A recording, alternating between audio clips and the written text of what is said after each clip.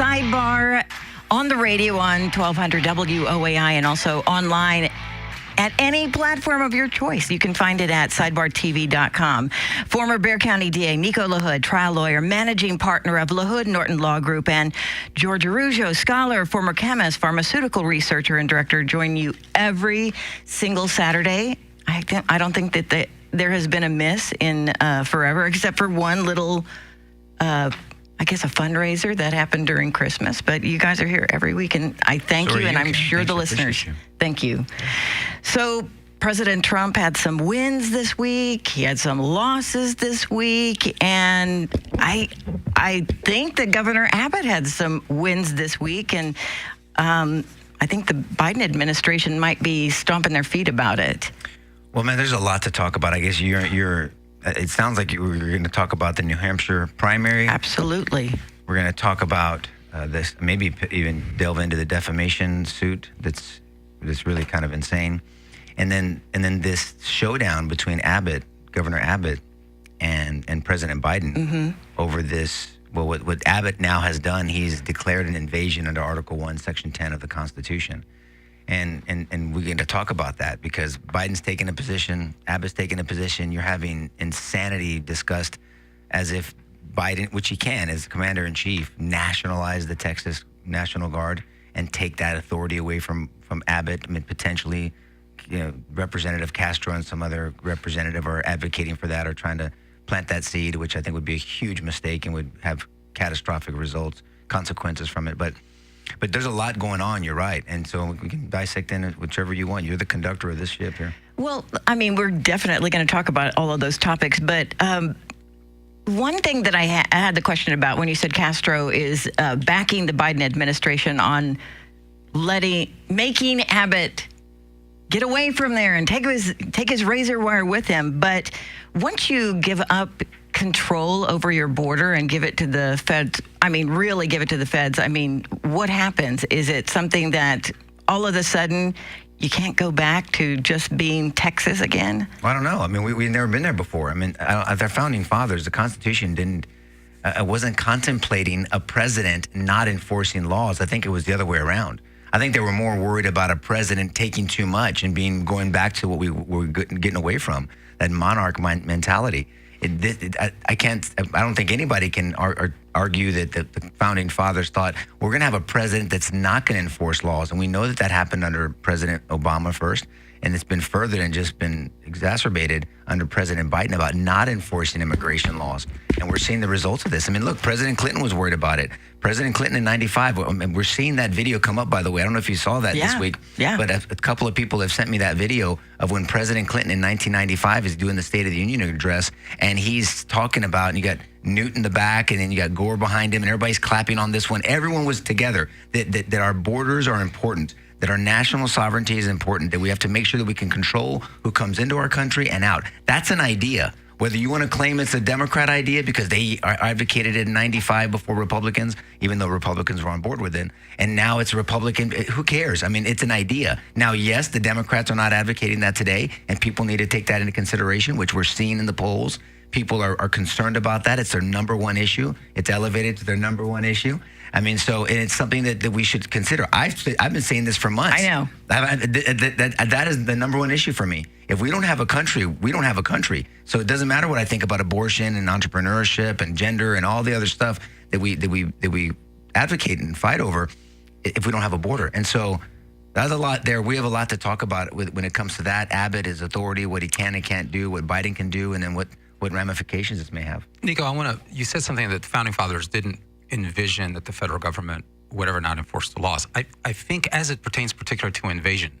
Now, the founding fathers were not strangers to the fact that governments would be tempted to become tyrannical and take too much power into themselves. I think they would envision that. Otherwise, the Declaration wouldn't say what it say and the Constitution wouldn't be what it says. But I'd like to build on what you said, because I think as it pertains to an invasion, as it pertains to literally liquidating their borders and inviting what is effectively the dissolution of the American electorate.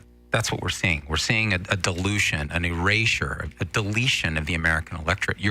This is theft of political power. You're denying a people who have been born here or people who have contributed here or are citizens and who are heavily invested in this country, you're basically erasing them. You're stealing their country from them, and you didn't even ask their permission. Mm-hmm. So the founding fathers never envisioned that a federal government would dilute its borders and invite hordes of illegal aliens in to basically delete the American electorate. That is not just the height of injustice, but that's outright theft, and that's in fact what we have here. And I'm not at all surprised that Abbott's getting the surge of support. Look, I mean, 25 states are supporting him. I mean, this is really a showdown. This should be alarming to people. I mean, I'm glad it's happening. I think something should have happened a little forceful earlier, but I'm not trying to be Monday morning quarterback or give an opinion from the cheap seats. He's in this chair and he's making decisions. I'm sure they're calculated and strategic. And I applaud Governor Abbott for the courage he's showing. He's not backing down. And he's getting more momentum, and people are applauding him. You have 15 states that, from last I checked, that were sending actual troops or resources or law enforcement down to help. And then 10 more states that are going to send resources or whatever they need to send. But he's got 25 states supporting him. That's half the country. I mean, no, go figure. They're all red states. But I mean, this is back to the tribalism, right? I mean, this is I want to see what Arizona does. I mean, because Arizona has been critical. That's a Democrat governor saying, look, we can't do this, but yet not so much to where she would say, hey, we're going to support Governor Abbott. Yeah. There's going to be at some point they're going to be forced to choose on this one issue, and this is the issue that the American people are most concerned about. It seems it is, and the polling coming out of the primaries we've had so far attests to that. So I was texting.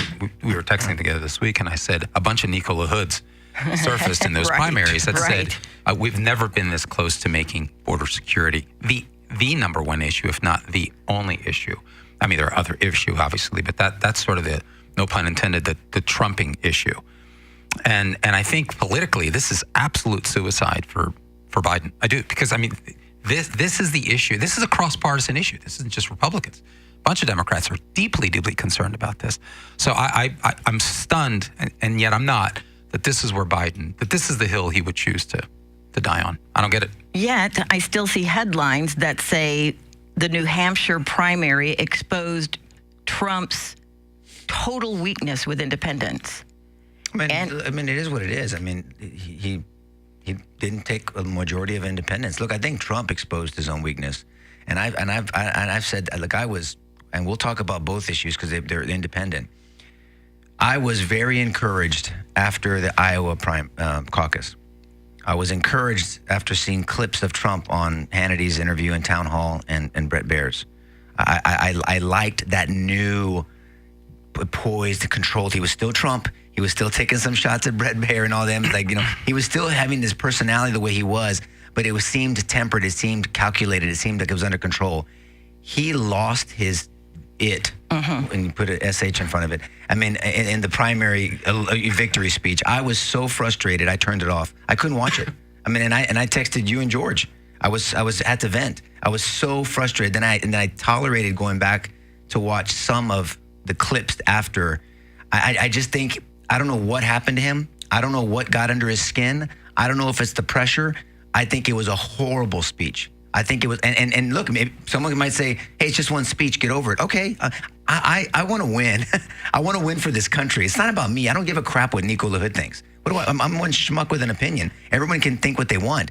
In the end, if we really are afraid of what Biden and the ideology that's controlling Biden is doing to our country, to our children, to the sexualization, to gender, to traditional family values, everything that we say we support, then in the end, all of this doesn't matter if we don't win.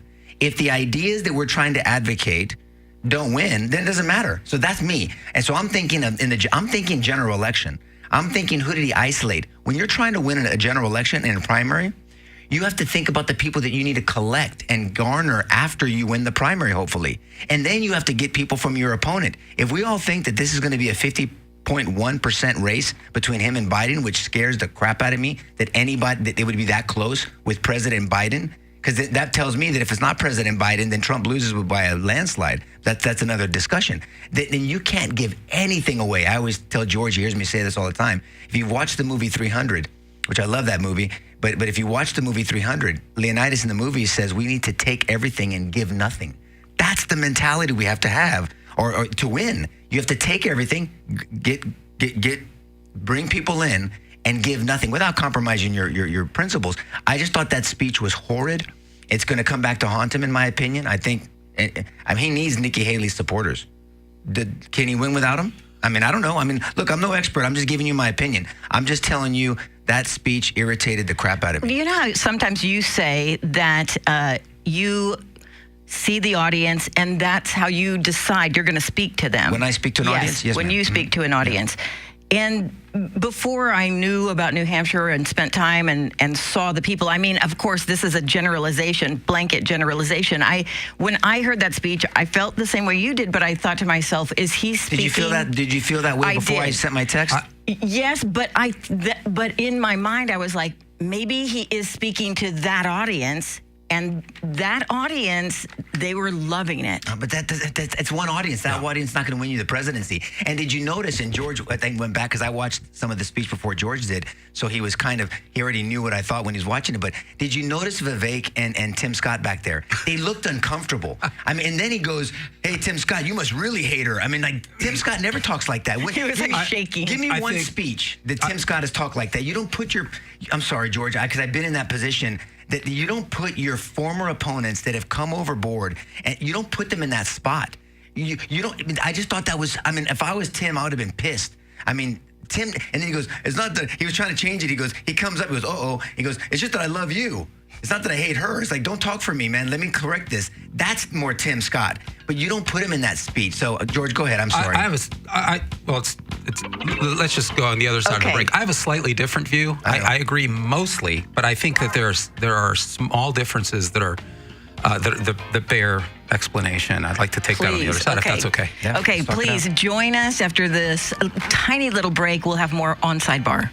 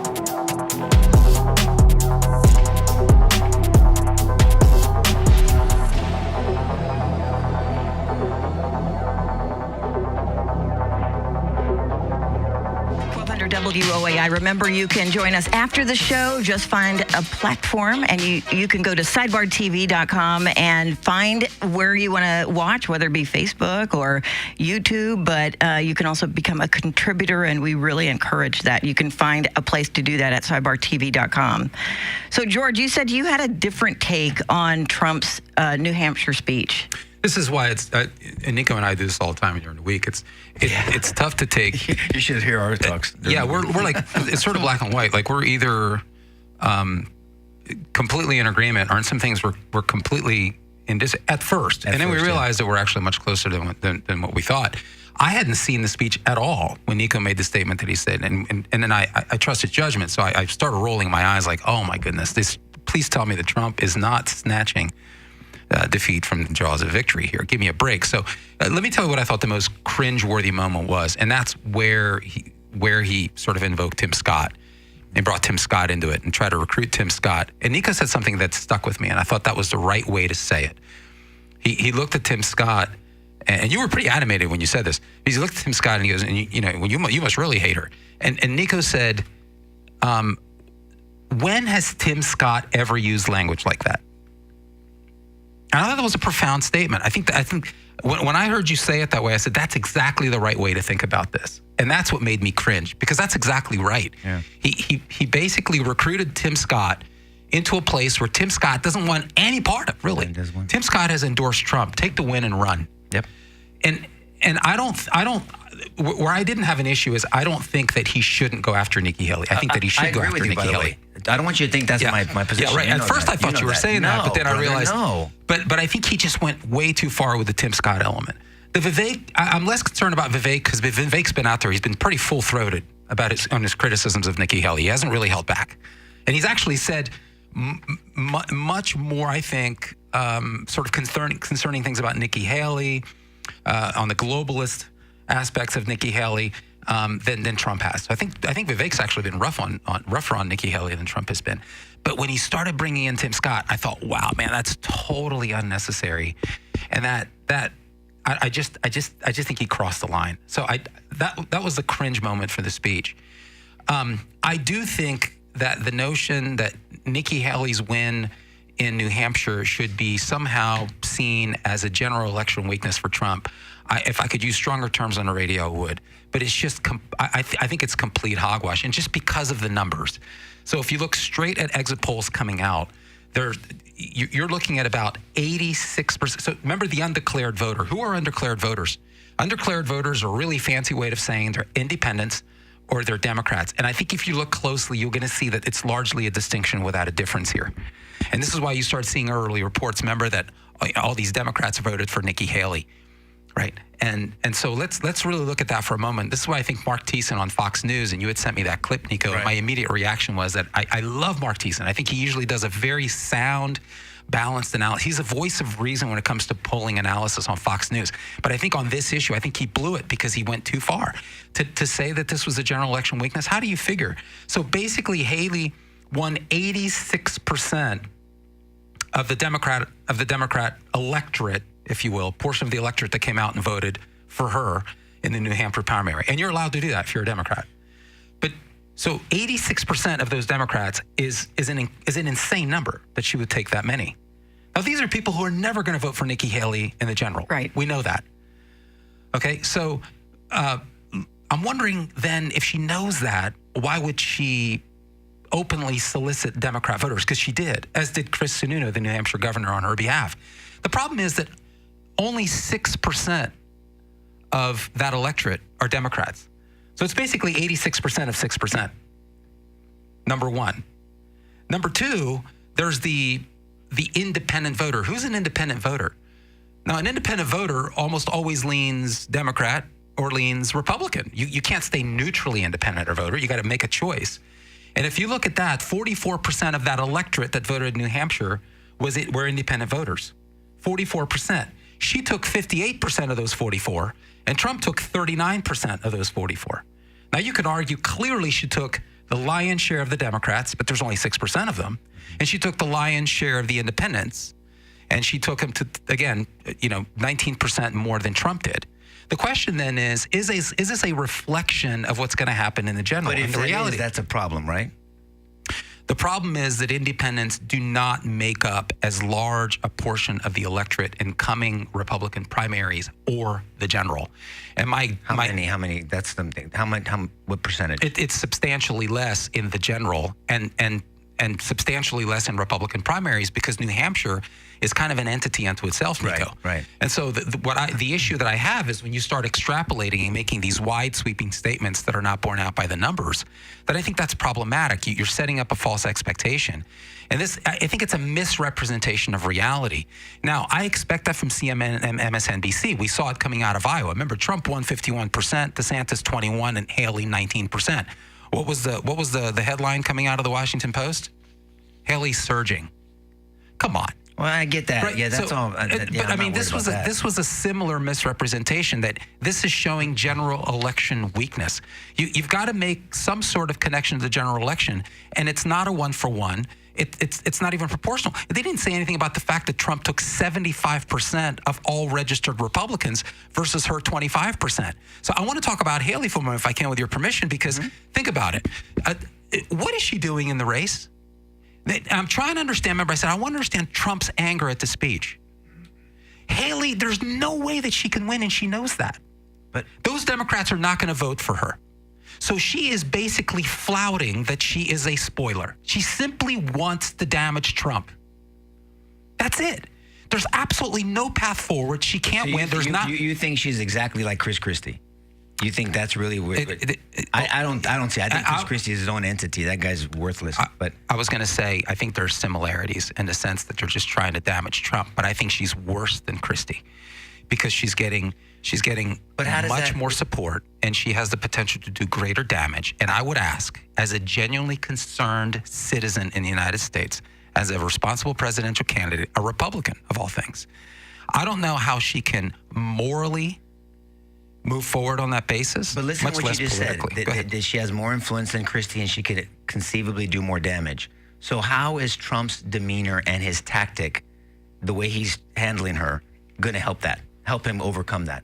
Because I agree with you. I think she can do more damage. That's why it's frustrating. His reaction is more frustrating to me. If it was Chris Christie, go at it. You're two belugas, square it up like men, whatever. That's fine. But you can't ignore the fact that he could still be passionate. He can still be critical. He should be critical. He's running against her. She's running against him. She signed up for it. I'm not saying hand her with kid gloves. I'm just saying he lost his poise. He had built, I think, this is my 2 cents. He had built up so much credibility, even with people and this is my little Nico LaHood poll, people that I knew around him, they were like, I have to agree, man. I like that Iowa speech. He was getting so much praise for his magnanimous. He was his personality. He was charming. He was conciliatory. In Iowa, he actually congratulated Ron and Nikki that they've been doing a good job. And he got more praise for that. And more people like, all right, I like that. I mean, and then the interviews with Hannity and Brett, I think that did him good. All I'm saying is, net, this didn't do him good. It was an unforced error. He won. Act like you won. She's not really an opponent. Act like she's not really an opponent. There was no net gain from him doing that. And then looking at everyone on the stage like, oh crap, and then doing that, it was bad. I just thought it was horrible. And look, I'm still voting for the guy.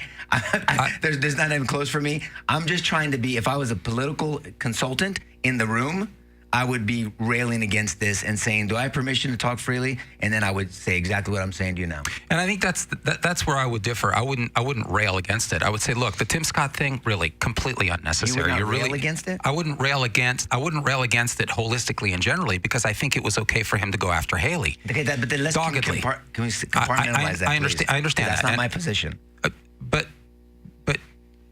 so I think I'm talking about the net effect. I think the net effect wasn't negative to Trump. Whereas you say the negative effect was negative, I would say the net effect wasn't negative. The numbers don't bear that out. There are simply not. She turns off. You want to talk about turning off voters?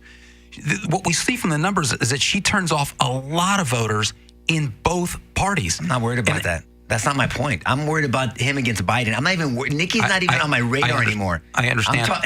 The whole time I'm thinking about Biden or whoever they put up against him. I understand that. And yet Biden's unfavorability ratings are significantly under Trump. What if it's not Biden?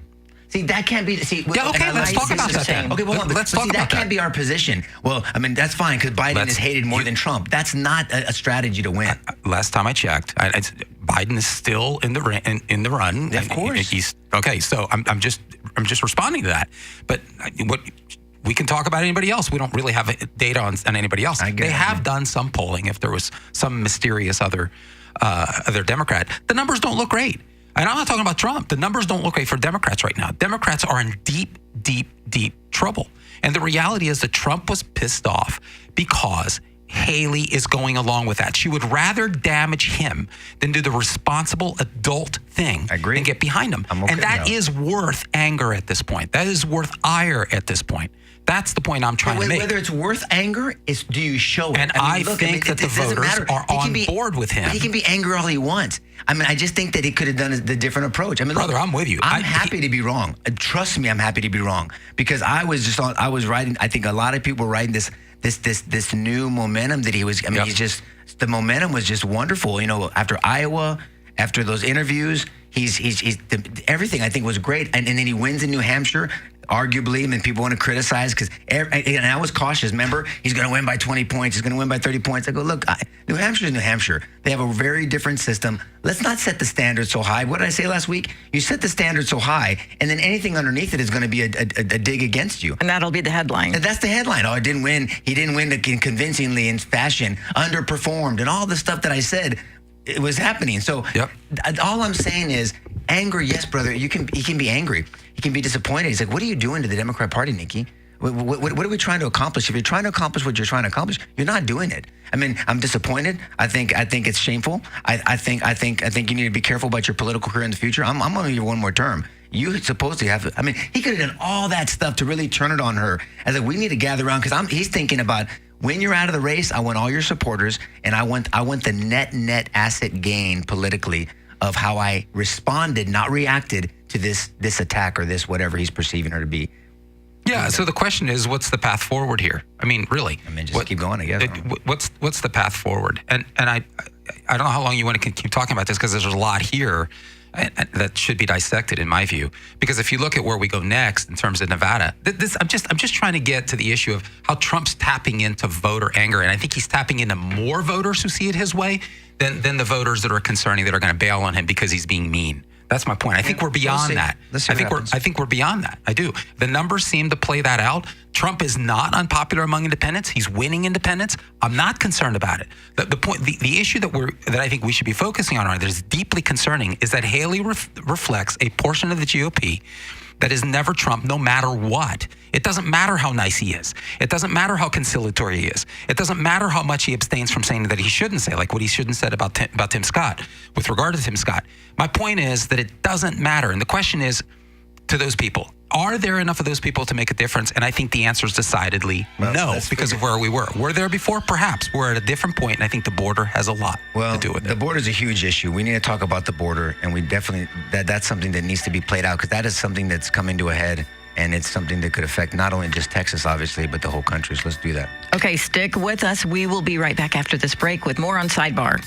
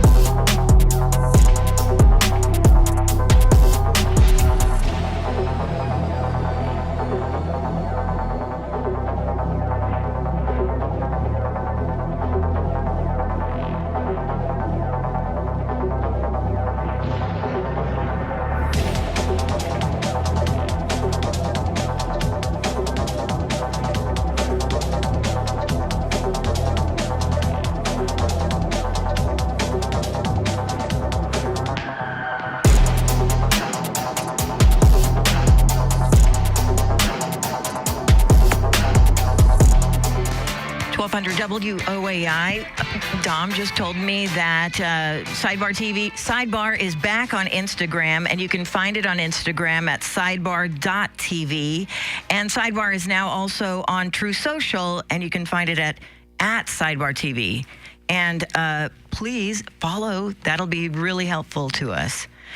I I wasn't listening to you guys during the break because I was talking to Dom, but are we moving on to the border? Are we going to do that? Well, yeah, I mean, it's important. Look, there's a lot to talk about in every aspect. I was going to say, every issue we talk about on Sidebar is interrelated. Absolutely. They really are. And whether we like it or not, Trump is the standard bearer of the Republican Party right now. He's going to be the nominee. Yeah. So we care about how Trump is delivering his message. We care about that. Yeah. Because it's going to matter whether he's successful or not, Nick. Right. So these things are tied together. And he's running primarily on illegal immigration. I mean, he is unapologetically pro-America and strong borders. He believes in a strong America.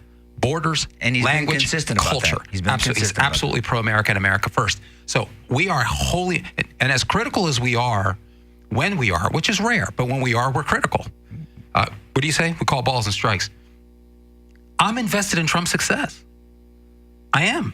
And so I care about what he's doing. I care about how he's doing it. And I think most of what he's doing is very successful right now. He's running, and MSNBC actually wrote, I couldn't believe it. There was an article out saying that Trump is running a very organized and disciplined campaign relative to 2016 and 2020. And that Democrats are scared, and rightly they should be, about how well he's running his campaign. And I want him to continue to get better and better and better. And so we needed to talk about New Hampshire. We need to talk about this because it's wholly related to how successful we are on getting the message out on illegal immigration. And Trump's the standard bearer on that right now. So I want him to be successful. So hopefully we can continue, because I do have a lot of questions about Haley. Maybe we can continue that when we go live after the show. So the Supreme Court sided with the Biden administration when it vacated a lower court's ruling that prevented Border Patrol agents from cutting the wire that apprehended people at the river. There was a temporary injunction saying you cannot cut these wires down from Border Patrol. 5-4, Supreme Court said, yes, they can cut it down. So that's what it said. You can cut down the wire. It didn't say, Texas, you can't put new wire back up. So that's what, that's where this showdown's coming down. So you got Biden saying, we're cutting it down, stop, stand down. Abbott saying, no, there's still other things we can do. And then Ken Paxton obviously is very supportive of Abbott, which again goes back to that discussion all back when Ken Paxton was being impeached, trying to be impeached, why that was so critical, because he's obviously very, very passionate about advocating and resisting Biden. Whether you think of him personally, it's a separate issue. I'm talking about his roles and duties as the Attorney General and supporting the governor and what he's trying to accomplish for Texas and the United States. So all that plays out. So then Abbott's saying, no, we're going to. We have the National Guard down here. We're going to deploy the National Guard. You have 15 states saying we'll send resources and National Guard as well. And then you have conversations from Joaquin Castro and other representatives, I think very irresponsibly, throwing out the notion under Article 2 of the Constitution, under the Commander-in-Chief authority and duties that he has, to nationalize and take over the Texas National Guard. That is an insane proposition. That is for what? So tell me, Representative Castro, what is your position on the border? Is it secure? They take these soundbite positions without flushing it out. What are you trying to accomplish? What is Joaquin Castro, the Democrats, Biden trying to accomplish? Now, we know what they're trying to accomplish. To keep the border open. Well, for what reason? And let everybody come over. Well, yeah, and then we want to get them in the Army, we want to get them in the military, we want them to vote. We want to make them citizens, and they're trying to, in my opinion, they're trying to gain another voting block. It's all about control. It's all about power. And so Abbott is saying, no, he's taking a stand that I'm very proud of that he's taking. I support him on this. I think everybody should support him on this, both Democrat and Republican, because we can't go back to debating issues, social issues and everything else if we don't have a country, if we don't have a border. And the Democrat counties down there, they can't take it. There's a very different opinion down on the valley. Down at the border. How? I don't understand how there can be a different opinion. Ideology over the Constitution. Yeah. It's just that's over reality. That's where we are today. It's really it's incredible. Really, there's no words for it. But I agree with you. I think I love the stance that he's taking. I like how methodical he's been. He has sent letter after letter after letter. He's been public about this.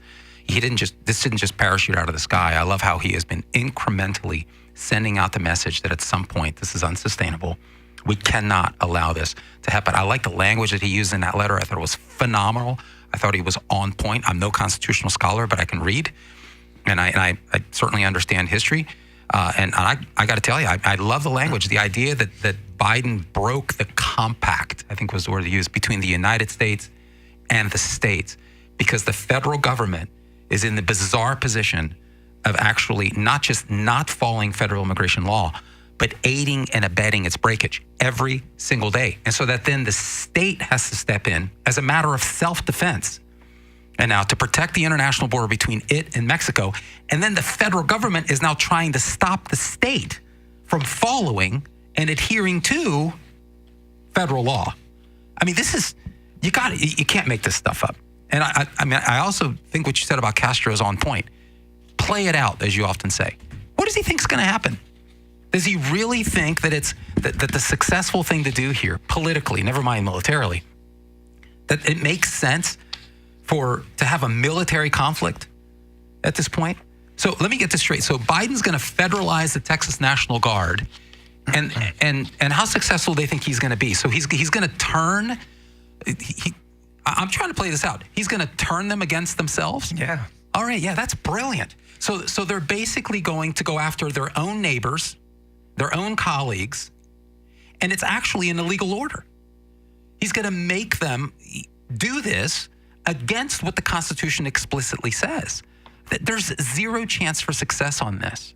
I mean, sure, you'll probably have a few that may try it, but I don't understand. I honestly don't understand how this is a recipe for success. Well, I'm glad you emphasized that compact that the federal government and the states have, because that compact is, yes, we'll be part of this union. We'll buy in, but you make sure that we're safe, that we're protected. So Article 1, Section 10 says what states can't do. They can't declare war. They can't do certain things. It really kind of limits them. Normally, it's the federal government being limited based off certain things, except if we're being invaded. Now, it doesn't say military invasion. It doesn't say that. And so this is an invasion. I mean, it's threatening Texas sovereignty. It's threatening the control Texas has over itself. So this is an invasion. I mean, I believe it is. I don't want it to be. It's not that I want it to be that. I just think I'm looking at it objectively, and I think a lot of people agree with this, that this is an invasion, and it does not specifically say military invasion, because you have to look at the net reaction or the consequence of just illegal people coming into a country, taking over your land. I mean, it's criminal trespass is what it is. And so that's what criminal trespass is on your property. It's an invasion of your property. Didn't say a violent invasion. It's an invasion, criminal trespass. And you've been given notice to stay out. So you're guilty of it. So go ahead, George. That's exactly right. I couldn't have said it any better. And so then you got to play this out. Where does it go? I mean, I really think that Biden's in a corner. I do. And I think this is wonderful for the country to see this unity around the Constitution, around common sense and self-defense. I love that it's a reassertion of states' rights, states' sovereignty. I mean, this is how things should play out. This is healthy. My only criticism, I remember a year and a half, 2 years ago, Nico and I were on the phone, and I know we were venting because what Abbott's doing right now is what we wanted him to do a couple of years ago. But I think one can argue that he really wanted to leave no stone unturned. He didn't want anyone to look back and say that he was overreacting. Exactly. Yeah, that he was a reactionary, that he was reacting. He was just puffing out his stomach, puffing out his chest, basically, showing what a tough guy he is. And I think he's been very patient, and it just simply cannot continue. Now, I want to play this out on the razor wire here because I'm fascinated by it. So, and I think the way you guys said it is absolutely right. So the court basically vacated an injunction that temporarily prevented the federal government from cutting razor wire that the state of Texas had erected. Now, the challenge here is, and I think this is where it gets really, really concerning. The challenge is that in Eagle Pass and Shelby Park, that they didn't just put up razor wire, but they're preventing access from the federal government even as we speak. So Abbott's saying, sorry, you still can't come in. So in other words, that the lifting of the injunction is inactionable unless, in fact, Border Patrol agents can access that area. So it's not, so if the federal government doesn't have control, if you have military control of a particular region, it's no harm, no foul.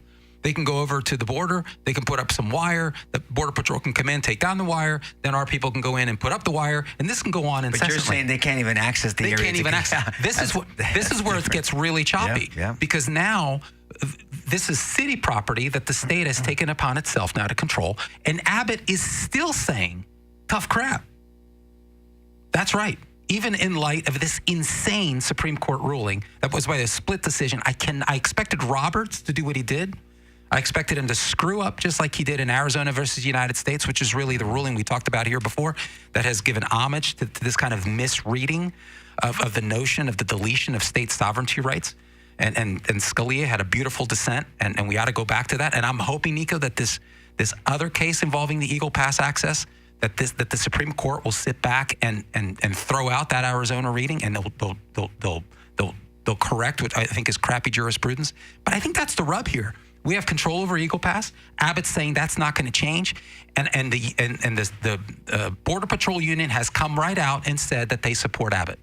I know. I missed that. That's excellent. Big. Wow. And so the Border Patrol is giving the middle finger to Biden. If you think for a moment that we are going to try and apprehend in any way, shape, manner, or form Texas National Guard or Texas law enforcement, you're nuts. See, this is what logical, consistent, and courageous leadership does. It inspires people. But you got to be logical. You can't be emotional. Passion is, your emotions. I like passion over emotion. You know that. I don't like making emotional decisions. Passion's okay. That just means you're emphasizing things. But this is logical, courageous leadership. Yes. Inspires people. And good for Governor Abbott, good for the Yes. Border Patrol. I did not hear that, by Yes. the way. I heard something, and I did not confirm this, so you guys can confirm it now, that Biden is cutting off some type of resource to Texas or trying to play that game. Did you hear that, George? Or anybody hear that? Yeah, I haven't confirmed it. Okay, well, But- but that's where this goes, Well, because it then goes- everybody got to see who's is swinging lower, and then it becomes this fight of machismo, and then everybody puffs up, and that's why you need to pause, and why I like Abbott's approach now that we're looking at the big picture, because he was privy to information that we weren't. He's been, to George's point, very calculated, very poised, a lot of patience, and so now when he's acting with righteous authority, legal authority, logical reasoning, in my Exactly right. opinion, and that's why I think he's getting the support he's getting overall. Am I weird to say it gives me goosebumps? It does. It's exciting. We have one more segment on air. We will be right back with more on Sidebar. With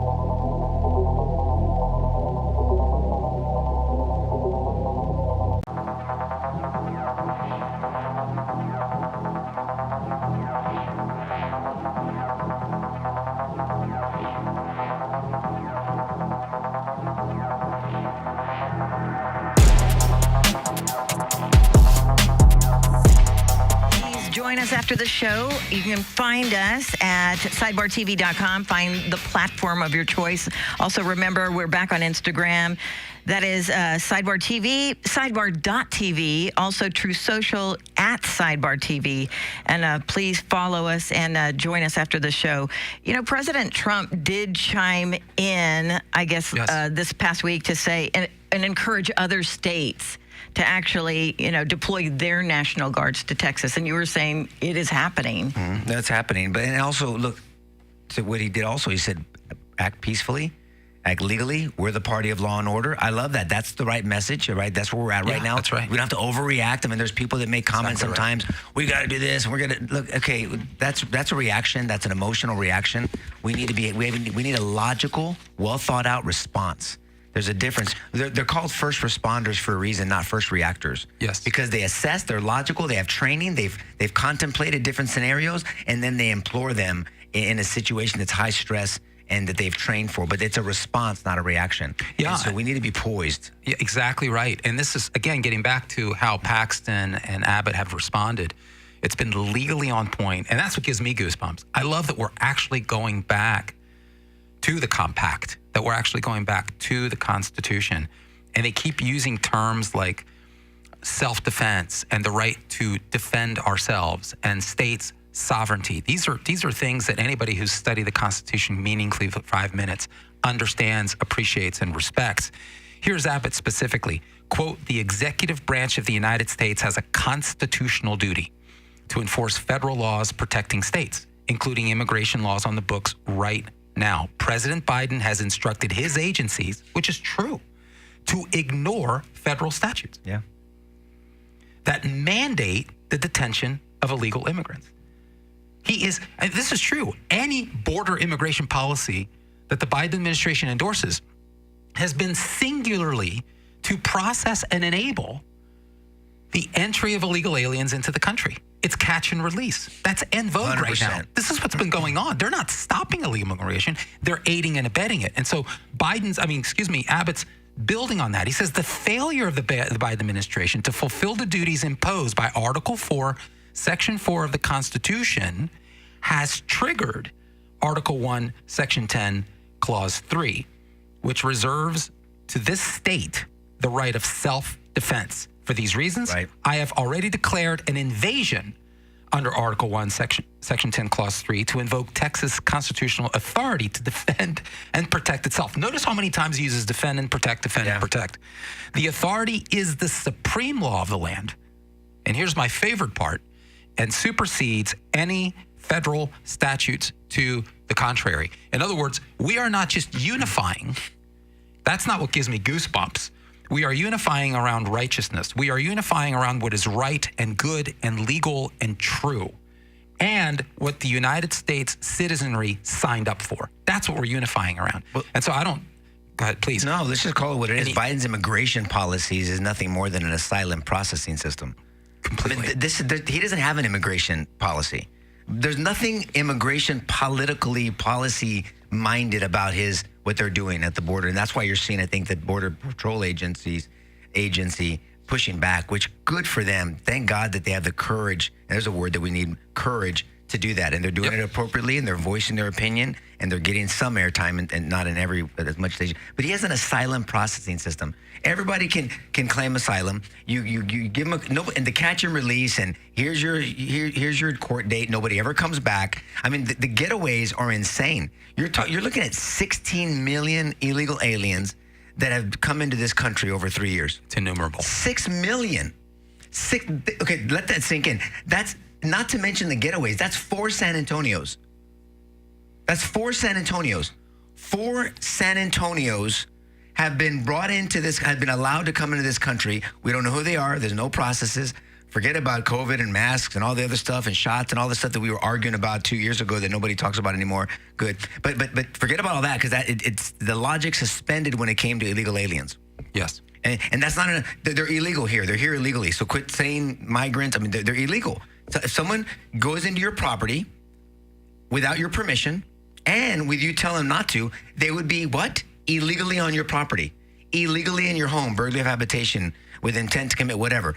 Criminal trespass. That's an illegal act. This is an illegal act, period, end of story. There's nothing controversial, and that should not be partisan. That's just a fact. And so 6 million, not to mention the getaways. Now we don't know what the getaways are. That's right. But they're numerous.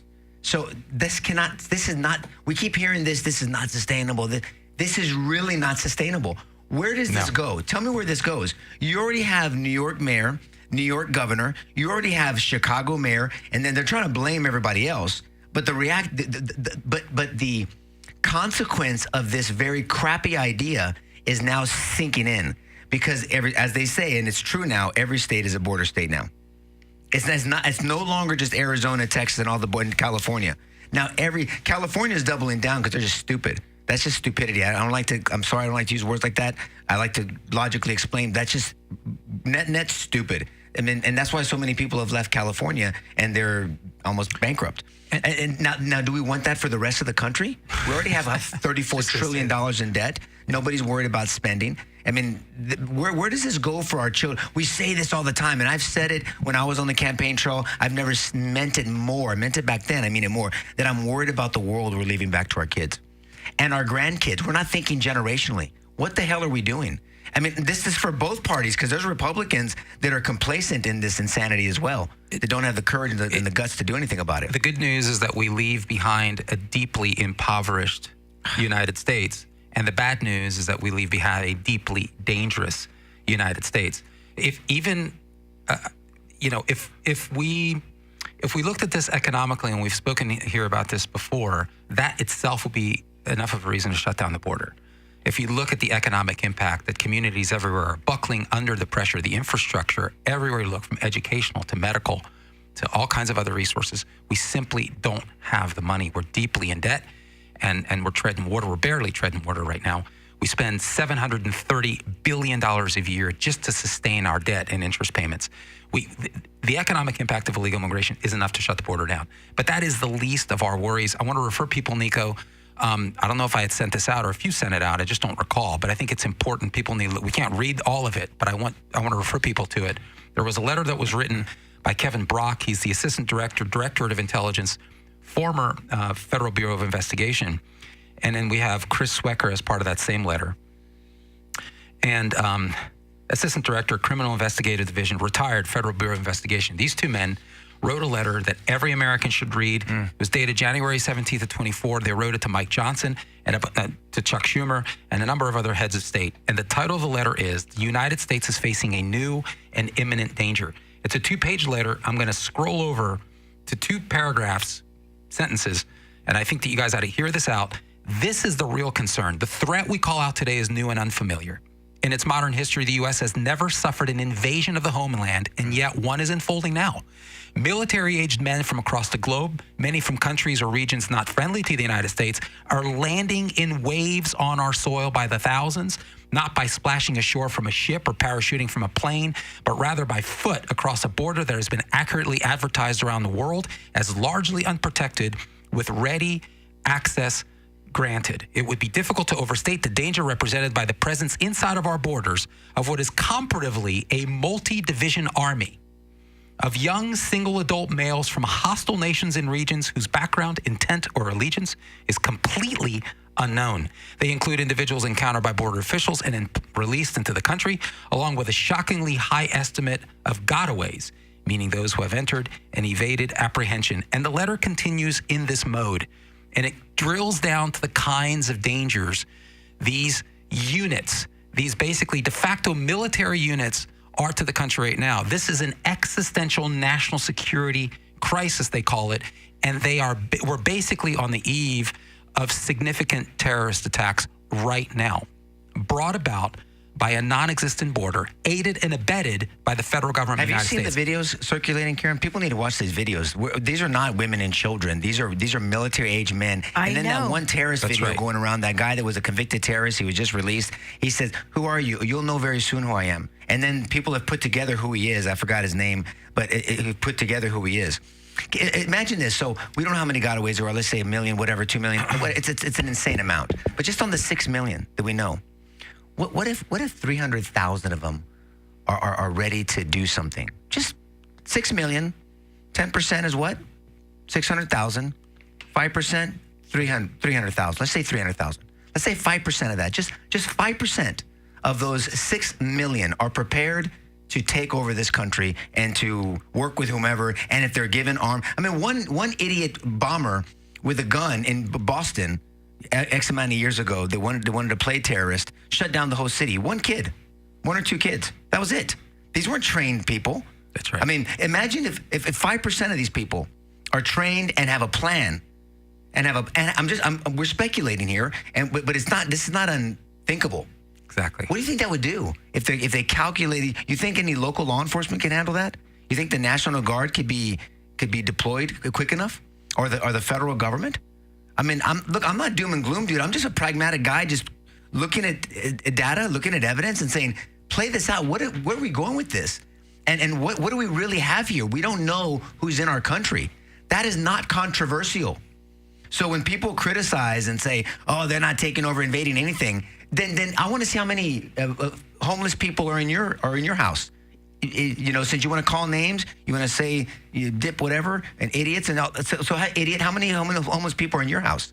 And if they don't, then you're a hypocrite and you have no credibility because you don't believe what you're advocating for everyone else to live in. Before you advocate for me to do it, I better see it in your life, or else you're full of it. You understand? And so we have to play this out. 6 million people that we don't know, X amount of gotaways. We know for sure there's people on the terrorist watch list.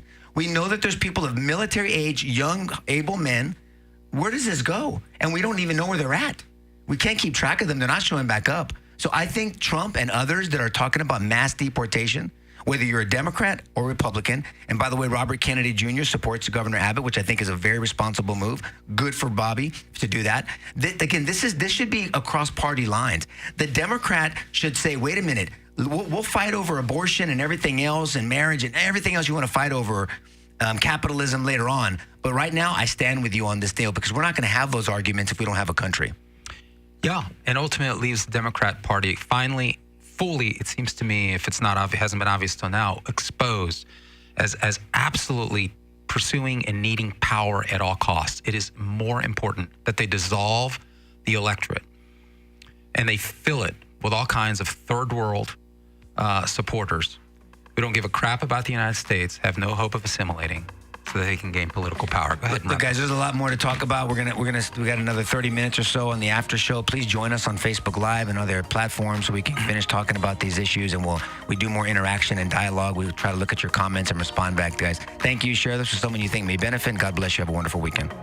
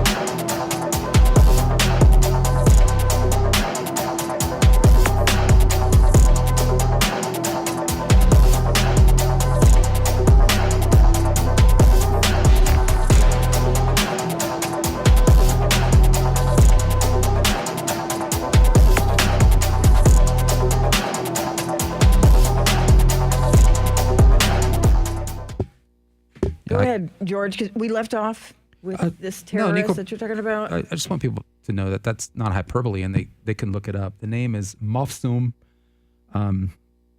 Movsum, Mofsum Samadov. He is an Azerbaijani, and he was imprisoned for 12 years for all kinds of lovely things like arms trafficking and illicit use of weaponry and conspiracy to commit terror, etc. And he comes across, and what does he say? Because you'll know who I am soon enough. That's right. Can you imagine? Who are you? Because they're just asking people, where are you from? And then there's an exchange. You got to watch the video. There's a lot of people that posted it. He says, you're obviously not smart enough to know who I am. So that's the first message Chilling. coming in illegally across to an involuntarily host nation. And he says, you're an idiot. You're not smart enough to know who I am. But you will know soon enough. But you'll know soon enough who I am. I mean, the arrogance, the entitlement, The threat. That's an absolute threat. And this is why when Joaquin Castro and all these people that irritate the shit out of me, and just say, what do you do? Then, Joaquin, where's your house? Right, exactly. Just put homeless people in your home around your beautiful family, right, and your wife and yourself. You won't do it. These people won't do it. The hypocrisy of these, and this is why, I do get impassioned about this. Not emotional. I'm impassioned about it because, again, if this guy, what's his name again? Mofsum Samadov. Mofsum, whatever the hell his name is. But so this guy's an organizer. This guy's someone that's formidable. That he arms people. He provides resources to people to commit terror. And he's in our home, and he's in our locker room. Yeah. So is he organizing illegal arms into the country? Can you imagine? Imagine that 5% of the 6 million. That's right. What are you gonna do? Hey, how about this? Make it 2.5%. Make it 1%. 150,000. Right. 150. That's 1.5. Make it 1.5%. Make it 1%. 1%. We had 19 terrorists create the havoc they did in September of 2001. And imagine, like we were talking about terror cells. Yeah. You think they're going to come in 150,000 troops in a row, like back in the Civil War? No, they're going to have different little cell groups. And look, how many times has the FBI over the last 6 months warned us? Yeah. In heightened threat. Shit, that FBI is telling us we need to be worried. At some point, I'm going to believe them. We need to be worried. I mean, what does that? I mean, what are we doing? And so all I'm saying is the border is the single most important issue over everything else to me. It really is. Because nothing else is relevant if we don't have a border and we're having to defend ourselves on our home country. Can you imagine an all-out assault in our home country? Ironically and disgustingly, the same FBI that says that is an existential crisis right now that we have really facing us, but will not identify the open border as a problem. Yeah. Well, the border is secure. Right. We've heard it Or that identifies 100,000 parents times. at school board meetings as Terrorist. a threat. I mean, domestic this is- terrorists. Everything's back again. I've said this for months and years now. Isaiah 5:20, the prophet's warning the land. Woe to you who call evil good and good evil, who substitute night for day and day for night, bitter for sweet and sweet for bitter. When everything's upside down and your definitions are all jacked up and you don't know what the hell you believe and you're calling good evil and evil good, I mean, you get ready for a shit show. That's what's going to happen. And that's what we're in. We're in the middle of it now. I'm encouraged that more people are waking up because in the end, whether you're Bill Maher or some other critic of conservatives or whatever, well, in the end, it's what you advocate for and your vote that's going to matter. Because don't bitch about it unless you're like, and I would say this to Bill. Bill, I love your courage. I love that you encourage conversation and dialogue. I love that you bring people on your show that disagree with you and that you're respectful. You're passionate, but you're respectful, and that you don't mind criticizing your side. But in the end, don't bitch about it unless you're going to do something about it. That's right. What are you going to do? Because they're not listening to you. Your side is not listening to you. So get them out. So will you vote and advocate for somebody else? That's what the bottom line is. It's all noise and tambourines unless we're prepared to actively vote people out of office and not bring these ideas and then advocate against them. You know, that's what the bottom line for me. That's right. I know he has parts where he is talking to the other side, but honestly, the parts where he sounds like he's on The View make me not able to watch Bill Maher. There's just, things are so fragile right now that when I hear him say things that seem so just dumb, I'm like, what? Yeah, when Bill I calling can't Mike take Johnson it. ISIS or whatever the Yeah, shit he I said. can't take it. I mean, that was just, Bill, come on, guy, you're stupid. I mean, that's just a stupid ass comment. Well, how are you relating Mike Johnson and his know. Christian faith to ISIS or whatever comparison he made it to, or Hamas or whatever? Right. And talking about The View, I haven't had a chance to look into it or read it, but I was laughing to myself because even though all of these Democrats are backing Nikki Haley this week, they criticized her because she has criticized we need somebody else. We need new blood in there because Trump and Biden are too old. And then they criticized her for being an ageist. Look, But the bottom line is she's still a Republican. She's created herself, and I'm saying this as respectfully as I can, but she is a useful puppet for them. Oh my God! So she has 25% of the Republican vote in New Hampshire, 70% Democrat, X amount of independents, and then she's parodying some of their. Now she's attacking Trump's age. Whatever, that's fine. You can. It's fair game, but you're only doing it after which then they're going to criticize you, and then they'll turn on you like a barracuda. So I these know. people that voted, they did some exit polling with them. Not all of them. I mean, there's a handful of. Who'd you vote for? Nikki Haley. Were you going to vote for her in the general? Oh no, voted for Biden. What are you talking about? I mean, so You mean you New want Hampshire? Yes. Yeah, the numbers were staggeringly Yes, high. There were I mean, that's- 86% of Yes. those who identified themselves as Democrats it was went for strategy. Nikki Haley. That's That's not right. support. Strategy. went for Nikki Haley. That's right. This is what I mean. This is look, and then this Nevada's coming up on February 8th. This is you got to step back and say, really? I mean, and you expect to bring voters. How are you going to bring voters on board? But do you think that maybe she is sticking in the race because she has to? She's not even in the race, Karen. Look, in Nevada, there is a primary and there's a caucus. The state has a primary, and the GOP gets to pick what the mode by which delegates will be appointed are. And that mode this year, the preferred means, is a caucus. So on February 8th, you're going to have a primary and a caucus. And what's going to happen is that Trump is going to run in the caucus because that's the sanctioned method to get delegates. Nikki Haley's not even contesting it. So all 26 delegates are going to go straight to Trump. In Nevada? Yes. So he's already won Nevada. He's right. He's already said that, and he's right, and that's why. Now, does that mean she's not running there at all? No, she is. She's running in the primary, even though the primary doesn't count. Why? Because she's not going to miss an opportunity to be the spoiler. Always a spoiler effect. Present just to be kind of a gnat in your face. But for what? To do what? Therefore what? To achieve what? How is this constructive? What is she? She knows she can't get a single delegate. But obviously, she represents And then she goes a group of people that continue to stick with her. And Nico's right. She's a useful idiot, but it's not that she's a useful I didn't idiot. say she was a useful idiot. I I'm said sorry. She was a useful puppet. I'll say she's a useful idiot. She's a Right. useful idiot because she's doing it voluntarily, and she refuses to view, or if she does, she doesn't care. She refuses to recognize the implications of her actions. Like, what's at stake here? This isn't a normal political cycle. It's not just there's a few things that are at stake that are really important. Everything is at stake. And the fact that she can't apprehend that she can't appreciate that this is a scary individual. You don't want this person anywhere near a lever of power. So then she goes to South Carolina. And Chris Sununu in New Hampshire, who is as Trump-hating as they come, Chris Sununu says, hey, in South Carolina, man, it would be great if we could have Democrats vote in that. Wouldn't that be fantastic? It would be wonderful. Right? This is a Republican primary. In what planet is it okay to encourage Democrats to vote in a Republican primary? But what Unless you're just trying to be a dick and to be a spoiler. This is Well, this this is what going to hurt their and- political future, both of them, if they don't. From Sununu, the governor, to Haley. I mean, the governor of a state advocating that, and then it's DeSantis took ridiculous. issue with that. Yeah, DeSantis good for challenged DeSantis, him on good for that Ron. and said, "Hey, man, what the hell are you doing? Basically, how is this a good idea?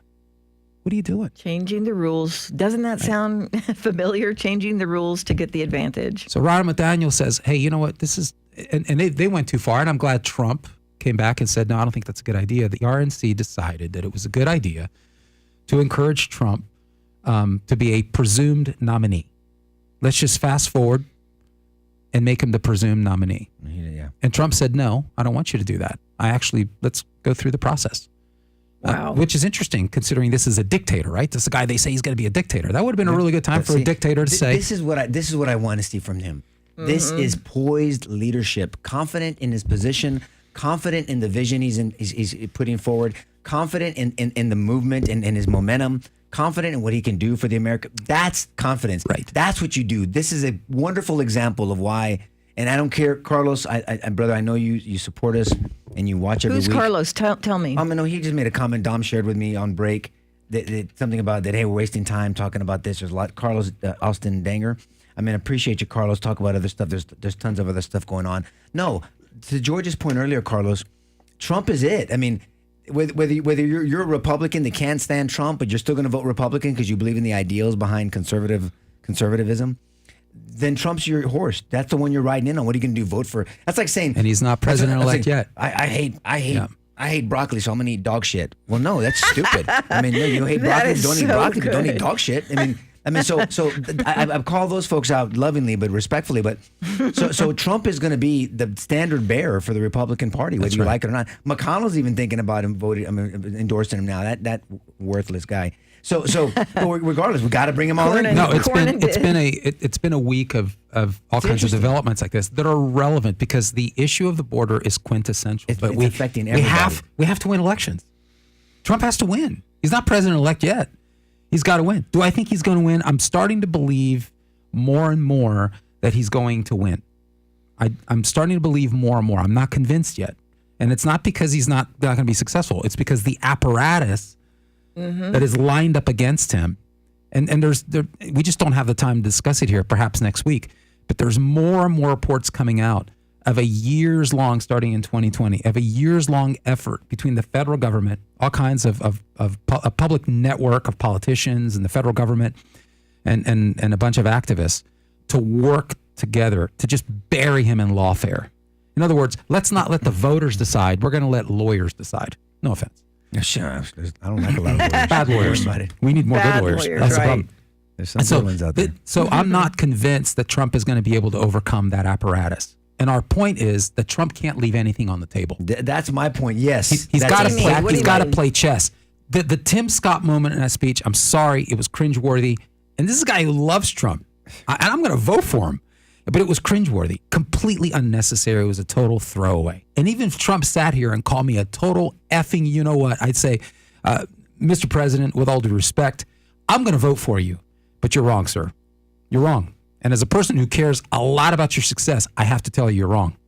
And he's got to surround himself with people that are willing to do that and who will double down to the extent they're still hired, not fired by the end of the conversation.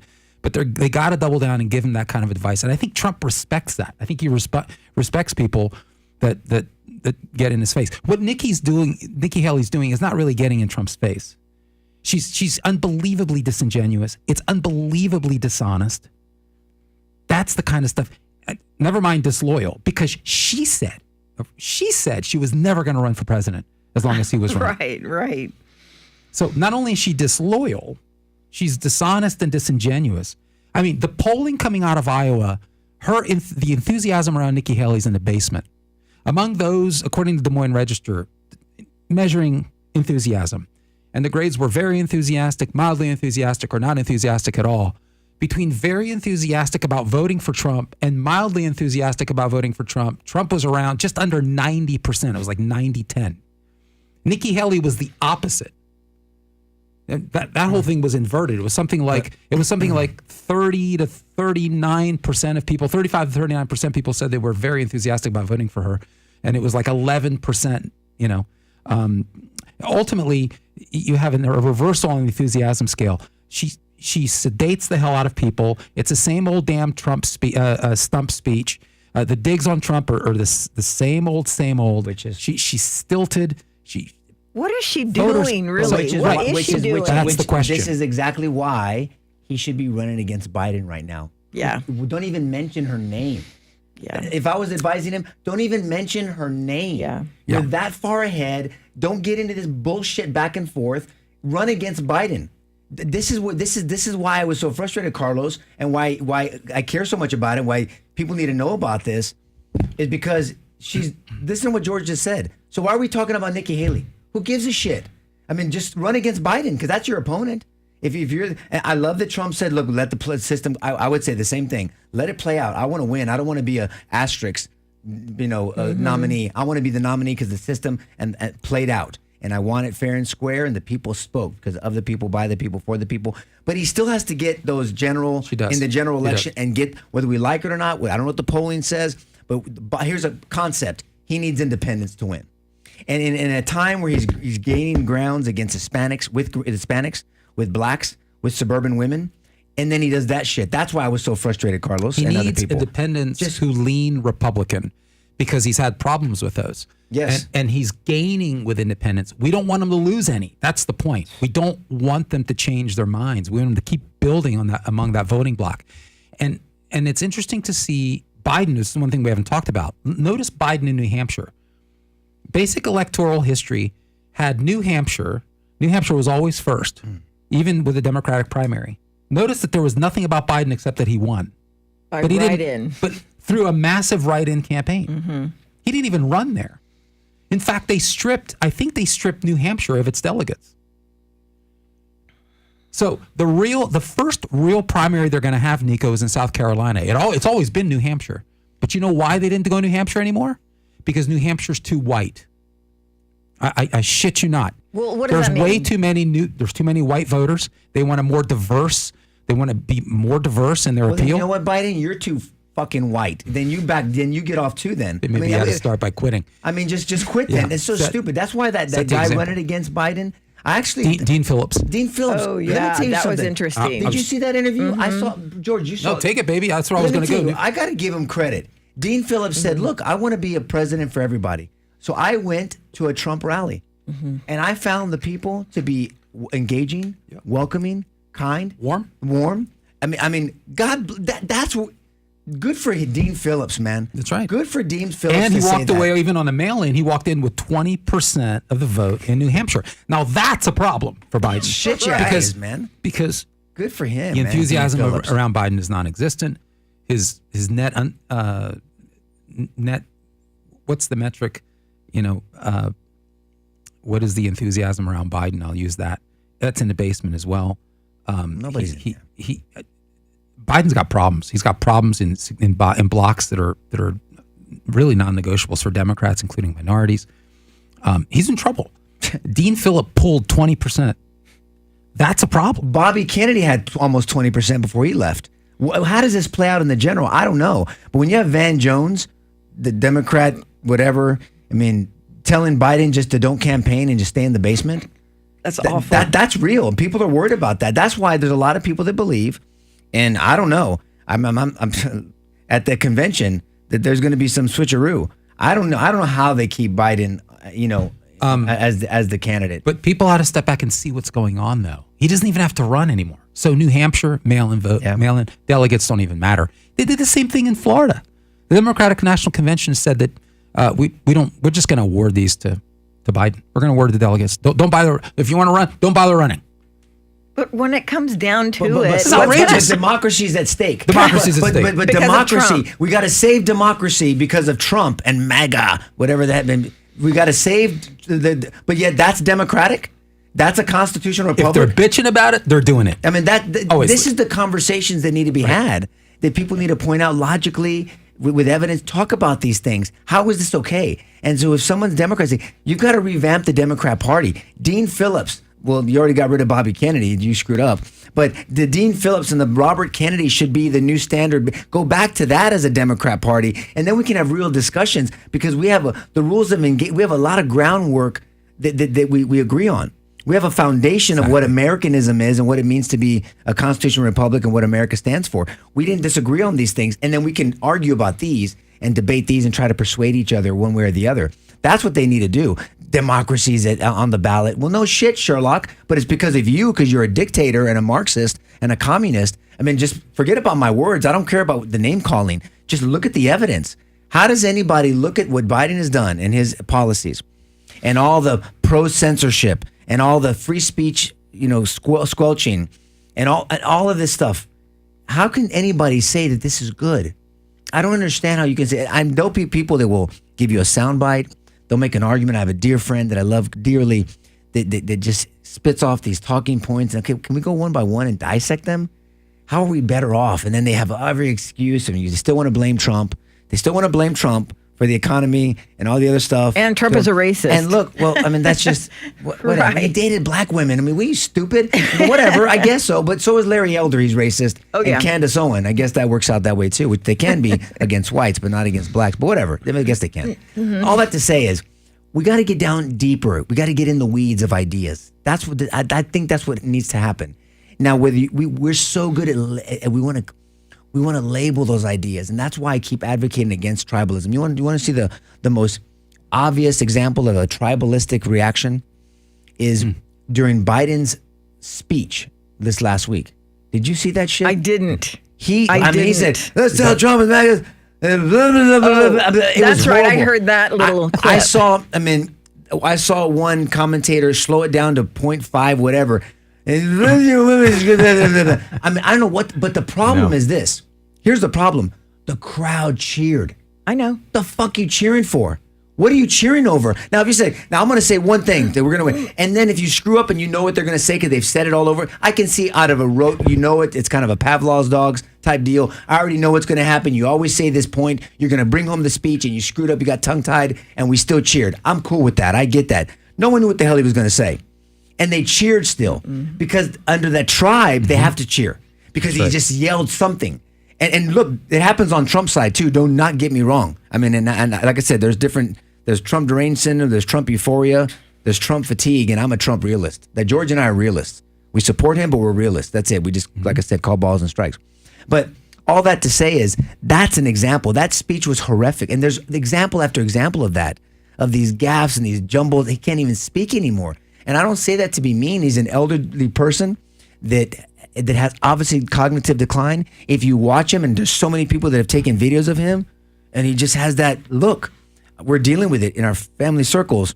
We've all dealt with cognitive decline, dementia maybe. A lot of people are dealing with that. It's something very, very serious, and it's sad to watch when you see someone that used to be a certain stature and prominence and cognitive ability diminish, and he just has that look. He'll look.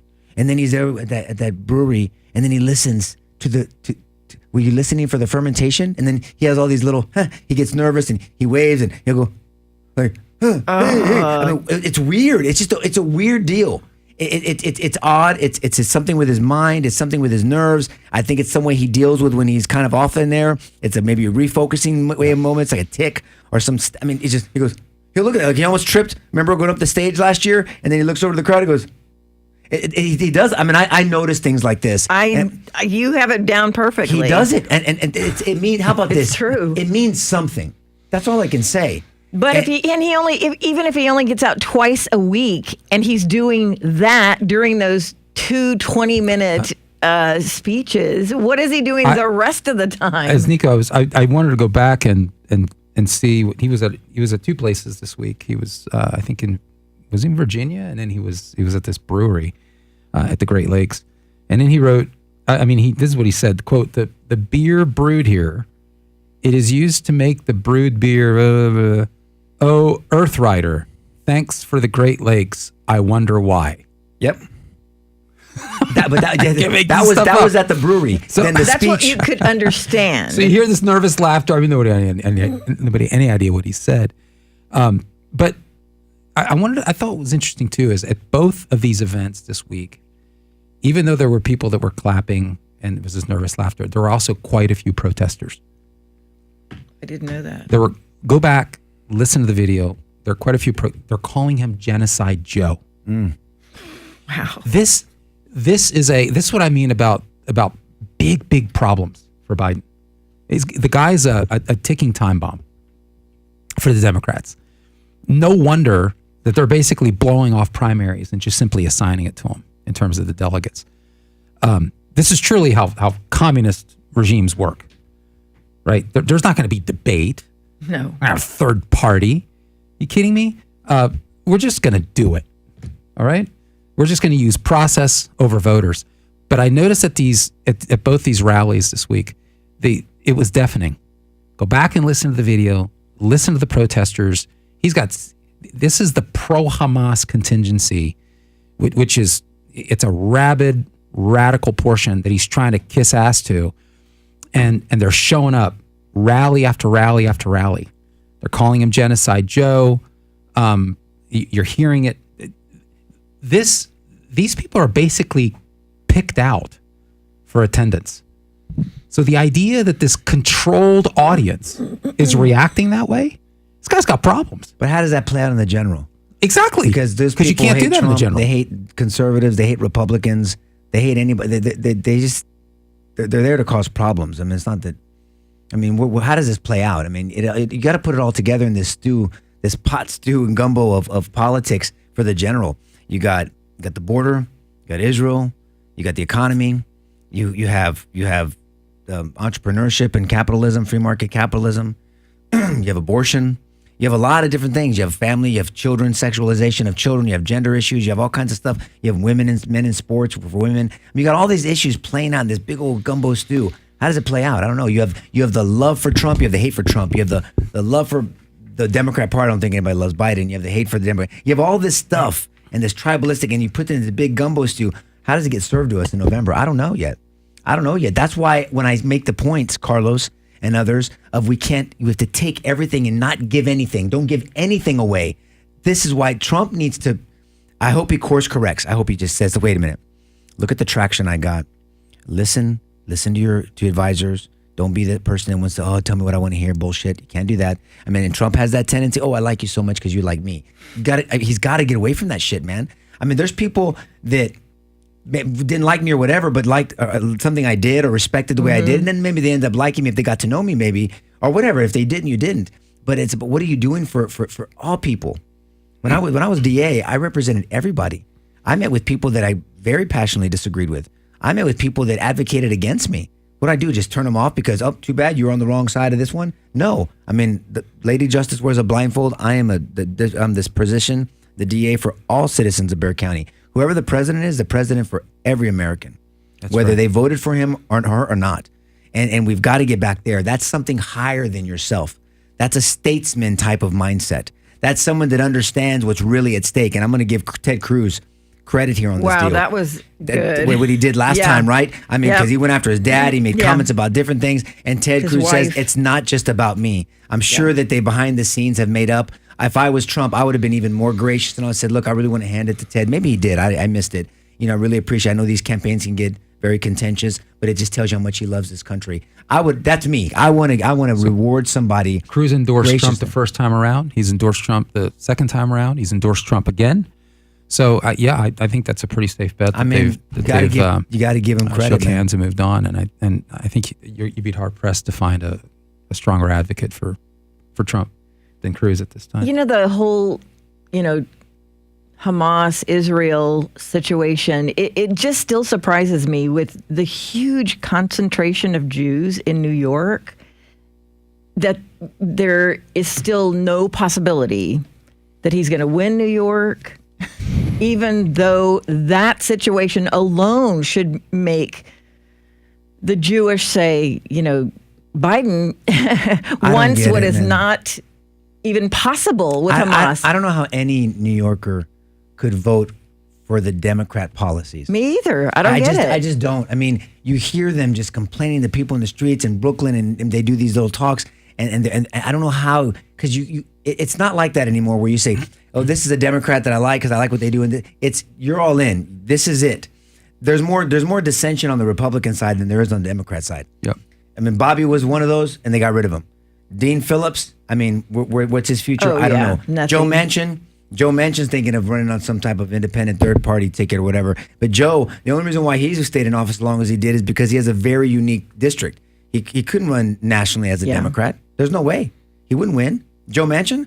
I mean, he's like an old-school blue dog Democrat, which I wish that all of them were, to be honest with you, because then there can be a lot more done. But this is, it's very, I don't know how somebody doesn't push back. I wish the Democrat Party would take back the party, to be honest with you. I know it because I ran into that platform obviously in the past, but it's not the part with me being 51. It's not the party of my pop or my grandfather or whatever, or your grandfather or even you, depending on your age.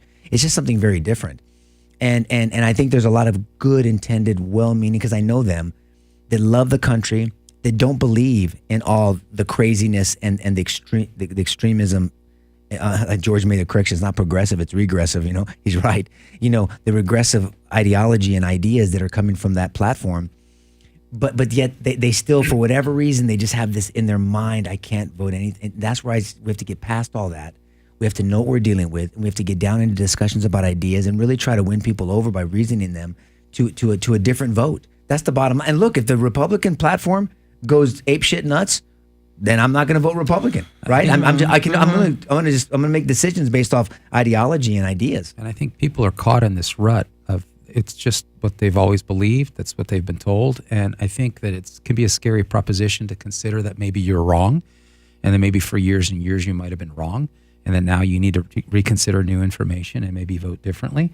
But that's kind of, there was a woman by the name of, as I was thinking about this, brought to mind a woman by the name of Elena Korakova. She was a Soviet dissenter in the 1950s.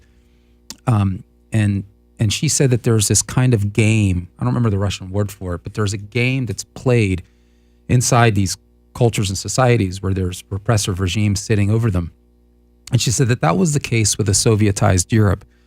And she characterized it like this, and I'm not sure we're that far from it. She said, they lie to us. We know they're lying. They know we know they're lying, but they keep lying anyway, and we keep pretending to believe them. And it's a cycle that I think you see it with flaming Democrats and flaming Republicans. Both of them are doing that. And I think it's time to step back and say, is this going to serve my country well? Am I going to vote for someone just because they're a Republican? Am I going to vote for somebody just because they're a Democrat? Now, I have to be honest. You got to pick your poisons at this point, and there's no question. I mean, that you might argue that voting Republican might give you the shits. I would argue voting Republican, Democrat will kill you. So which one do you want? Do you want the shits or do you want to get killed? I mean, I'm sorry that you just got to pick your poisons, but you got to step back and say, what are the policies? What are the implications to me and my family in this country? Is there a future for my family? Is there a future for my kids? And then look at the set of policies that give you the best possibility for success in the future and get behind them, regardless of whether your family's always voted Democrat or not. Yeah. You got to step back and really come home and say, what are the implications to me and my family? I mean, do I want my kids growing up in a country that looks like the consequence of these policies? And I think if you look at what Joe Biden has been doing for 3 years, I mean, just a concentrated destruction of the country, the erasing of the country, the dilution of the electorate, the stealing of the country from people that are wholly invested in it. I mean, that the Republicans are, in many cases, dumb shits. But they're not willfully trying to destroy the country. Those are different levels of harm. And that's what we're saying. We're openly critical of Mitch McConnell, who, by the way, actually came out and said, you know what, I don't think we're going to get behind this insane border deal, which basically, which between the insufferable John Thune and Chuck Schumer. And I'm glad they put the kibosh on it. And Ted Cruz, I sent you a video. He's on the Capitol. And he is systematically dismantling this deal. And you guys got to look this up. Ted Cruz at the Capitol this week. He goes point by point by point. That to me? I did. Personally or with Karen? To you guys, I thought. No. But I saw it. Are you sure? Yeah. Okay. I'll go back and check. Yeah, if you did, it was yesterday. Who the hell did I send it to? I don't know. So, but he's on the himself. He's on the Capitol, and he is seriously systematically just going through this crazy deal. And he talks about how one of the portions of the deal that I thought was most offensive is that it basically says that you can have about 1 million illegal entries a year. So they're negotiating how many illegal entries they're going to have a year. We'll keep it to about 5,000 a day. And Ted Cruz says, you guys can't be serious. How about having none? How about shooting for that? How about insisting and tying money to that? So he is going after both Republicans and Democrats on the Capitol. He does it beautifully, informatively. I mean, you guys got to listen to that video. It's well done. I haven't seen it. Every American ought to be making that argument.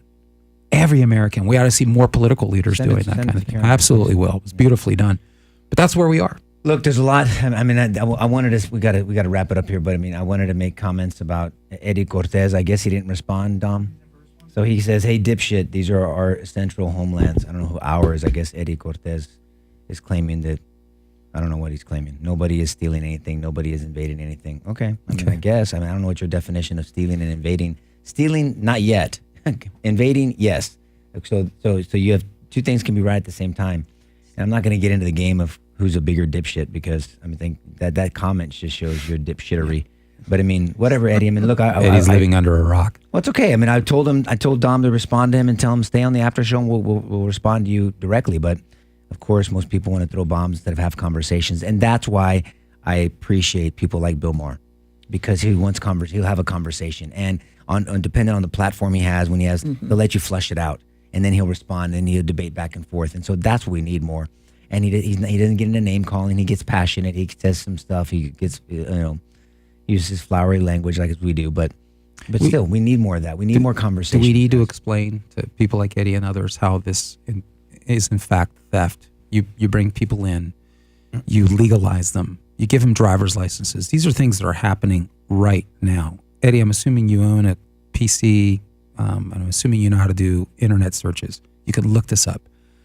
They come in, they're legalized. No, they're not just given phones, but they're legalized. They're allowed to roam into the American interior. Okay? They're given driver's licenses. They're given ID cards. They can start working. For those that do want to work, because a lot of them don't have to, because the welfare system kicks in and simply pays for their very existence. This is a fact.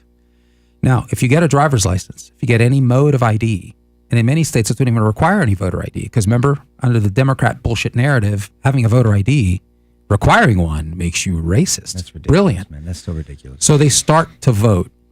They start to vote, and they vote for politicians that support their interests. The interests of coming into a country illegally and then sitting on your ass and milking off the American citizen who pays Yes, who pays for them. That's how this works. Yeah, you're right. And they vote people in the political power that share their interests. After, at some point, and I've made this argument in a video in the last several months, this is a significant voting block that we haven't even considered. We haven't even reckoned. No, we have this, what did you say? It was minimally 6 million, most likely 10 million in 3 years, according to Border Patrol numbers. That's just in 3 years. Yeah. We've got anywhere from 50 to 70 million illegal aliens here. This is a force to reckon with. And you don't think the character of the front of the country that, as founded, will fundamentally change? Who gave permission? Do you think Americans gave permission for that? It's been taken from them. That's right. That's called theft, last time I checked. When something's mine and then it's taken by force without my permission, I don't know. I kind of call that theft. So, bud, don't live under a rock. Acquaint yourself, because this is coming home to bite you in the ass, bud. This is the thing. Oh, this is everybody else's problem. This is coming at some point. They're going to push your button, and it's coming home to bite you in the ass. What's up? People are saying that someone was on San Pedro registering them to vote and also registering them for healthcare. Yeah, Someone was on San Pedro registering them to vote and for healthcare. Well, this is real, man. that's right. This is real. I mean, think look, I this saw an 18-wheeler in the Walmart parking But lot this is on why- Austin so Highway. where's the- The where's- same where's the thing. mayor It's on that? happening all the time. Where's the mayor? Where's the county commissioner? Where's city council on that? Telling them where to park. Where's the district attorney on that? Yeah, telling them where to park so they Where can are do the it. state reps on that? This is why, I mean, more than ever, look, I'm going to say it again. I should have said it on the radio. We're going to have Mark on, invite Steve Allison on. Please. Governor Abbott needs allies on this issue. You can disagree on other issues. does. On this issue, he needs allies. And that's why my brother Mark, one of many reasons, other than Steve Allison, votes for DEI, diversity, equity, and inclusion crap, which Steve's a nice guy, but he goes along to get along. He doesn't want any trouble. He's very risk averse. He doesn't want to be called racist. He's a peacekeeper versus a peacemaker. There's a big distinction. And so if you live in District 121, encourage people to learn the issues, get to know my brother. Even if it wasn't my brother, whoever's running against Steve, because Steve is not supporting anything that blesses, in my opinion, Texans, and Abbott needs allies. That's why Abbott's endorsed Mark Paxton. What's his name? The other guy. My mom texted me, so you forgot this guy. What's his name? My mom, I'm sure, will comment and correct me. But Mark's gotten a lot of support, especially on this issue on DEI, and also because of the border issue. And now what's his face is in for mayor. What Courage. Courage. Look, I know I've met John a number of times. He's a nice enough fellow, but he has a different ideology. Look, the mayor race and the city council races, and I don't live in the city. I live in the unincorporated Bexar County, but these are critical races. Commissioners are critical races, and people need to ask questions of these people. What do you stand for? Now, it's not just about what's your label and what's your tribe. what are you trying to implement? And then ask questions that concern you. Exactly. Look, if you're okay with all this stuff, okay, then hopefully I'm more persuasive to the masses over you because I don't like these ideas. I don't care what you label them. If Dean Phillips was running under ideas and gave me a better argument than Donald Trump, I'd vote for him. I mean, it's about ideas to me. The Democrat platform does not welcome ideas that I believe bless the country. Now, I have to give this caveat, this warning. This does not apply to courthouse politics in the sense of it applies to the DA when it comes to county and district court judges. The Fourth Court of Appeals, it applies to, it seems to be. But it depends. It depends on the issue. But when it comes to judges, I mean, you really got to get to know the judge because there are some great judges that are under the Democrat platform. Mm-hmm. There's great judges that are on the Republican platform and some that have lost there and some that have lost here. And we really just got to get to know because what happens at the courthouse affects our community in family law cases, in contract disputes, in labor law issues, in criminal cases, in criminal matter, and holding the government accountable and holding different, it matters. And so please get to know. Courthouse elections, you can't just go by the party label. You got to really know. That's all I can say. When it comes to judges, the DA, the sheriff, apparently it does matter. How do people inform themselves on a judge? They go back. Is there a way to look back to see how the judges ruled? Ask people that practice in front of those people. I mean, even on the civil side, we have a civil lawyer in our firm now that's of counsel, and he does a great job. So we handle civil matters as well now. But if you go to in front of, if I'm going to be in front of a judge for a protective order, and I was like, hey, how does this judge? They're this way, they're this way, this way. They'll listen to you. They're fair. They're going to follow the law. Whatever. Hey, they're crazy. Whatever. They have a reputation on the criminal side too. So when it comes to county and district court judges, civil and criminal, ask people that practice in front of these folks or that have been affected by them. Yeah. So that's all. I had to say that. Sorry. No, that's when it good comes to know. State and national, I think it's more and more clear that the ideology is taking over on both sides and on the Democrat side. To secure the rights of liberty, governments are instituted among men, deriving their just powers from the consent of the governed. Yeah. So men institute governments, and the word men is generic. Relax.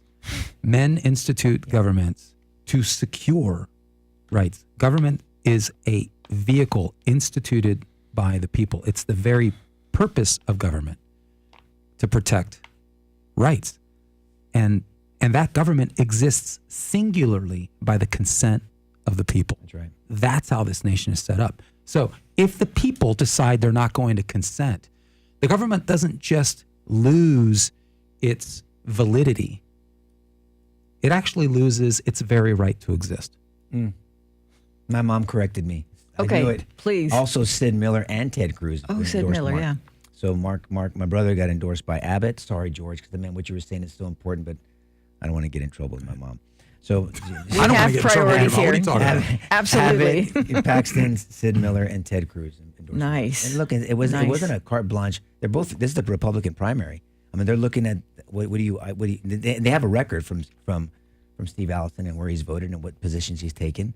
And then, they know what Mark is advocating, and I know he will honorably defend. But the unique thing about Mark also is he's a trial lawyer. He's going to try to persuade people. He'll listen. I can't tell how many people he's talked to, Democrats and independents that listen to him. He's like, man, I enjoy talking to you, and it takes time. I wish he could do that, and I could do that with more and more people. Yeah, but that's what you're going to get with him. And anybody who's had a conversation, it's not a cheap vote with Mark. Anybody who's had a conversation with Mark, and I've had many. One of the qualities that I really, really like about him is you can tell he's processing what you're saying. Like when you're talking to him, he's really working to listen to make sure he understands exactly what you're saying. And I think, I don't know as a trial lawyer, but that can be very disarming and very intimidating to individuals. I think he's a political force. I do. I think because of that, because he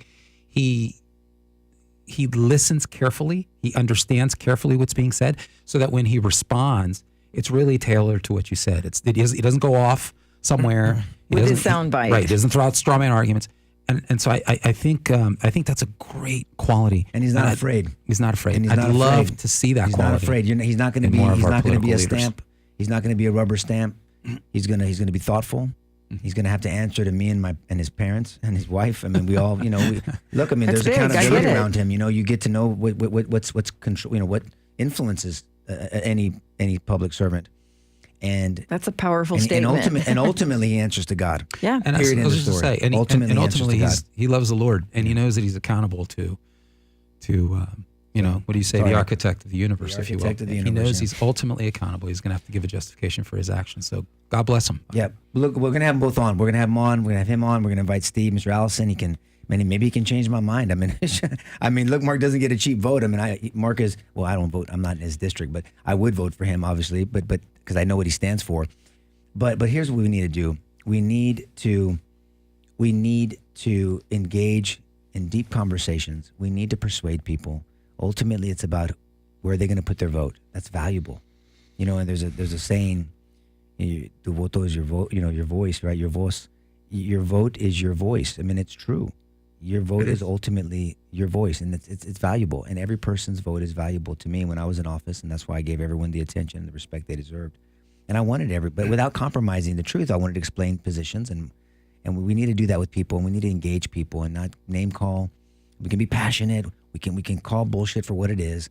I'm not saying do that, but in the end, I don't want to be right in an argument. I want to be effective in a movement, and the movement is to leave something back for our children. That's better than it's not better than when I found it. This country is not better than when I was a kid. It's worse. That's right. It is worse. Period. End of story. And I think anyone that's in the 30s, Yes. 40s, for sure 50s like me, and higher can say that. And so that's sad. And so we need to start thinking generationally and think about our grandchildren, our great-grandchildren. What are we leaving back to them? Because our founding fathers thought that way. They gave up everything. I'm not saying give up everything, but you can give up some comfort to have conversations and try to persuade people. So that's what we need to do. Hopefully the show helps you do that. Share it with someone you think might benefit from it.